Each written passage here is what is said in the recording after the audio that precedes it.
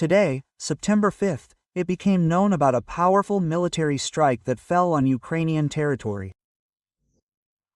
Dozens of drones and missiles flew in the sky for several hours in a row, and people in large cities heard explosions. The most terrible news came from Odessa, where eyewitnesses told how air defense systems exploded during the attack.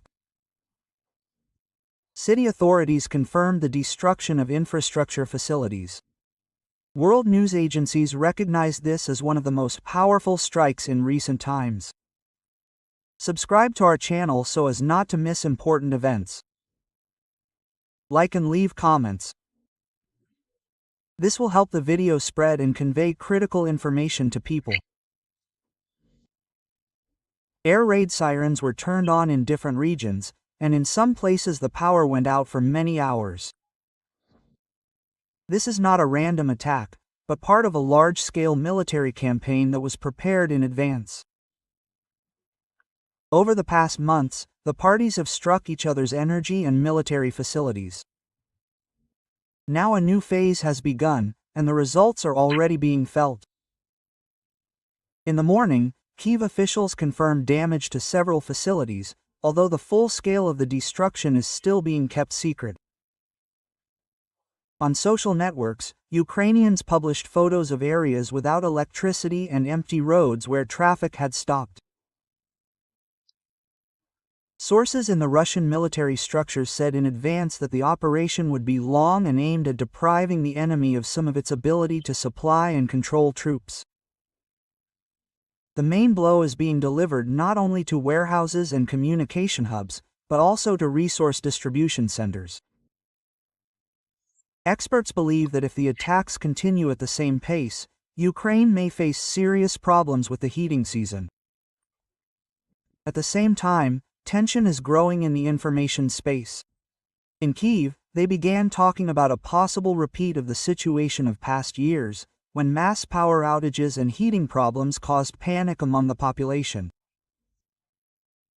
The authorities are trying to convince citizens that the system will cope, but the statement by Russian President Vladimir Putin that Russia has endured attacks for a long time and is now responding sounds like a direct threat. In Odessa, the entire air defense system was actively working last night. Eyewitnesses say drones were circling in the sky, forcing the crews to open fire. When the batteries fired, their positions were hit in return. Local residents described what was happening as fireworks, but the beautiful flashes hid serious consequences. According to underground coordinators, 2 systems that protected the northern part of the city were hit. At the same time, objects in the interior of the country were attacked.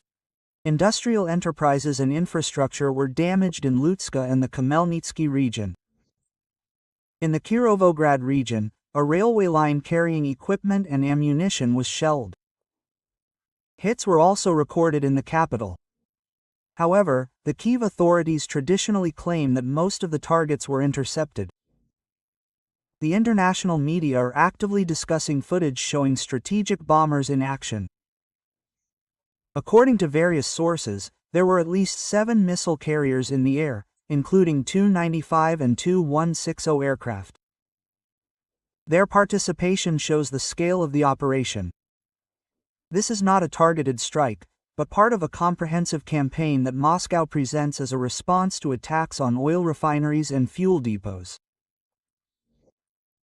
While the Ukrainian side is trying to assess the damage, Russia notes that this operation could be a turning point. The command says that we are talking about causing damage that cannot be quickly repaired. The emphasis is on the destruction of those objects, the restoration of which will take months and require enormous resources. For Ukraine, this means not only military but also economic threats. All this is happening against the backdrop of international negotiations. French President Emmanuel Macron announced the completion of the preparation of a security guarantee for Ukraine. However, a representative of the Russian Foreign Ministry, Maria Zakharova, has already called these initiatives dangerous for Europe. According to her, the guarantees in their current form will only consolidate Ukraine as a springboard for provocations. Also subscribe to our channel. In Telegram, there we publish materials that cannot always be shown on YouTube. Leave comments and share your opinions. This is important for further work. The operation that unfolded in recent days was not spontaneous. Preparations had been going on for weeks, and possibly months. From the very beginning, the command put intelligence networks operating deep in enemy territory on reconnaissance. They were the ones who gave the first signals about where fuel depots were concentrated, in which areas equipment was located, which roads were used to transport troops. This data became the basis for maps and reports, which were then studied by military analysts. Particular attention was paid to air defense systems. According to observers, a dense network of systems was deployed in the Odessa area. This is why electronic warfare specialists took part in the preparation of the operation. Their task was to blind radars and create passages for attack drones and missiles. Every step was planned down to the smallest detail.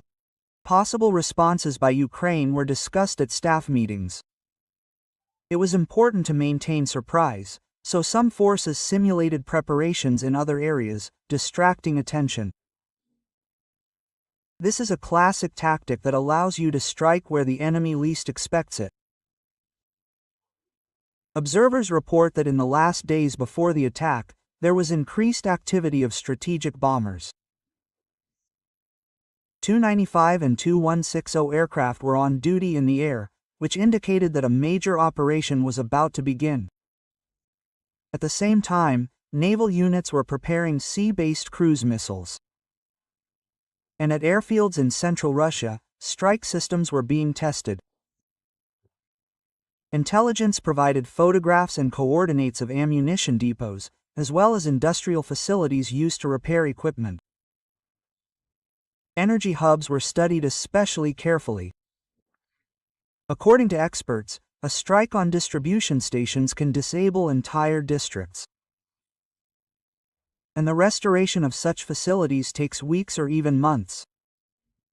That is why they were included in the list of main targets. The key point in the preparation was the work of intelligence networks. People on the ground risked their lives, transmitting data on the movement of columns, the operating time of anti-aircraft crews, and the routes for delivering fuel. This information was sent through secret channels and verified through satellite reconnaissance. Only after that was the target given the status of confirmed. As the plan was being put together, tension was growing in the headquarters. Everyone understood that the coming night could be decisive. In case of success, the enemy would lose a significant part of its logistical capabilities. In case of failure, the consequences could be extremely grave for Russia itself. After all, the enemy would certainly try to use the failure for information warfare. On the day of the operation, the command set the exact start time. It was tied to data on the state of the Ukrainian air defense system. According to intelligence, it was at this time of day that some of the crews were supposed to change, and the equipment was being repaired. This meant that the defense would not be able to operate at full capacity. When the order was given to begin, the first drones moved along pre-planned routes. Their route was calculated so that they would appear in different places at the same time. Some of the devices played the role of false targets, distracting attention and forcing the batteries to fire. Others flew to the main object. With each passing hour, the tension grew. New dots appeared on the maps in the command center, showing the movement of strike vehicles. Radio reconnaissance detected the first activation of Ukrainian radars. This meant that the enemy had noticed the activity, but did not yet understand where the main attack would be. Meanwhile, air raid sirens were being turned on in the cities. Alarm signals were sounding in Kyiv, Kharkiv, Odessa, and the Kirovograd region. This part of the operation was only the beginning. Ahead was the moment of the attack itself, when warehouses were supposed to catch fire, railroads would stop, and communication centers would go silent. When the clock hands approached the appointed time, the main phase of the attack began. Dozens of unmanned vehicles were already flying in the air. Some of them circled over the surrounding area, forcing air defense crews to turn on their radars. Others continued flying toward their planned targets.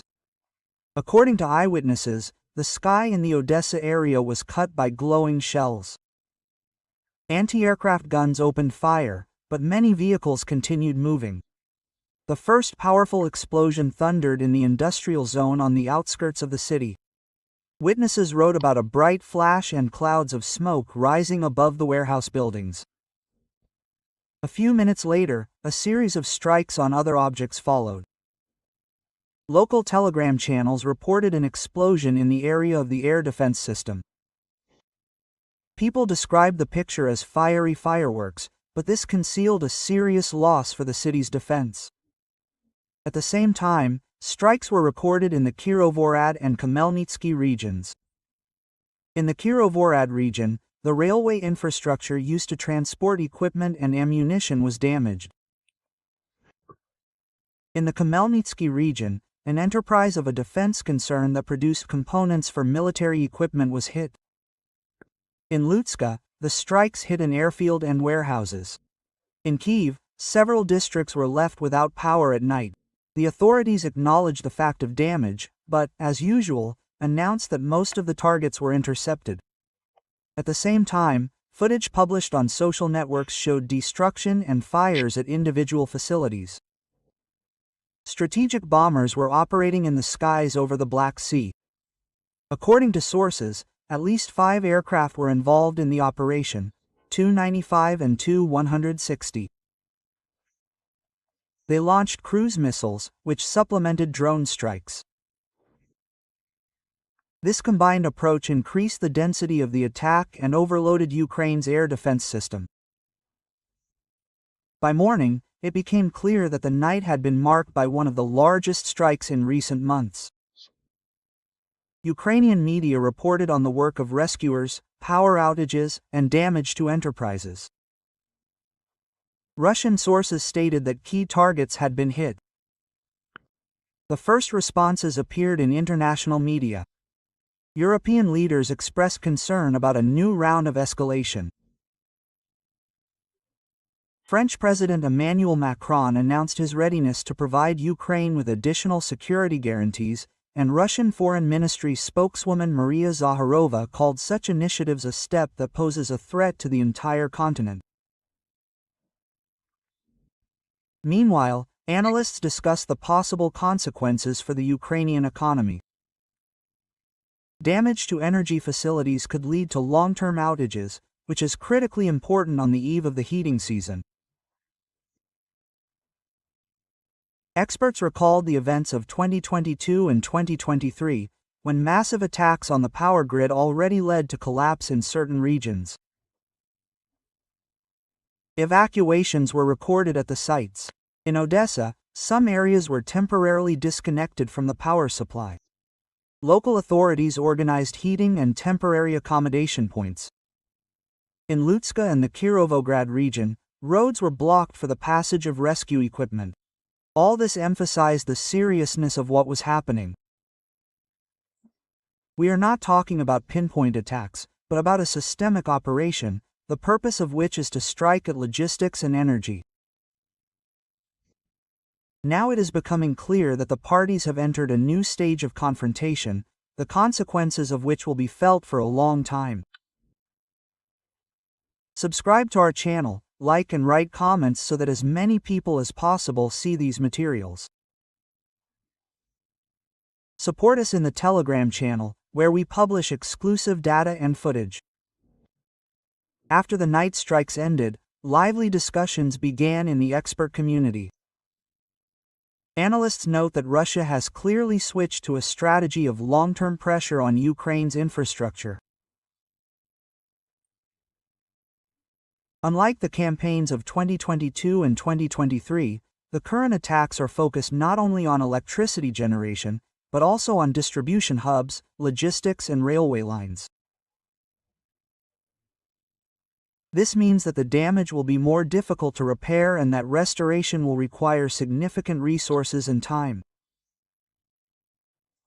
According to experts, one of Moscow's goals is to demonstrate that Ukraine is not capable of guaranteeing security even in the rear regions. This approach hits morale and at the same time increases pressure on the country's leadership. For the Ukrainian authorities, this is becoming a test, because against the backdrop of energy losses, public discontent is growing, and mobilization is causing increasing resistance. Predictably, the international reaction was divided. European leaders were quick to express solidarity with Kyiv. French President Emmanuel Macron said that the preparation of a security guarantee for Ukraine was complete. In London, they again began talking about the supply of additional weapons. At the same time, the United States continues to insist on negotiations, although its rhetoric remains ambivalent. On the one hand, the Donald Trump administration talks about finding a way out of the conflict. On the other hand, the Pentagon announces expanded assistance in the field of weapons. The Russian side, in response, claims that the operation is a forced measure. Vladimir Putin's statement that the strikes on Russian oil refineries could not go unanswered sounds like a clear signal.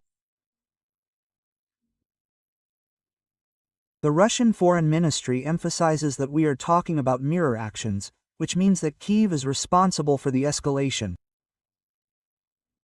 Experts' forecasts differ. Some analysts believe that massive attacks on Ukraine's energy sector will continue until mid-autumn. If the company is fully implemented, then by November most of the country may face limited electricity supply for 15 or more hours a day.